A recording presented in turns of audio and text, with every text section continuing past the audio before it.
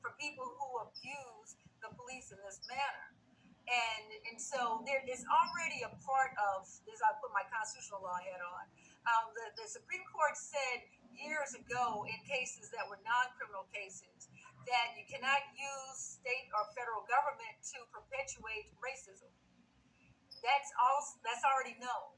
So we also know that abuse of process and other types of ways in which you cannot use government facilities to perpetuate racism or discrimination or to break the law. So if we would start fining these people and having not just a monetary fine, but the threat of some type of 10 days in jail for abusing the government in perpetuating racism, I think that we could limit some of this. And goes back to this accountability. Because I think if we don't use that prosecutor's office, for 400 years, a prosecutor, for the most part, has not prosecuted these cases. It was very unusual in the Emmett Till case that the case was prosecuted in the first place.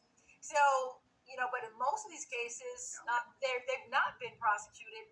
And in most cases, those people who are abusing the police department by using them as their own private pit bull have not been held criminally accountable.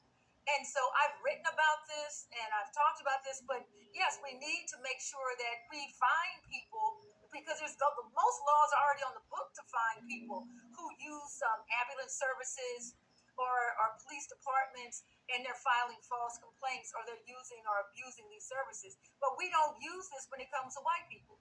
You know, we've seen it when somebody's gone missing and they've just run away, and we say, well, we're going to charge you the amount of money it took to go and investigate this case because, this was not a real case and you abused the services and the funds, and these police could be doing something else.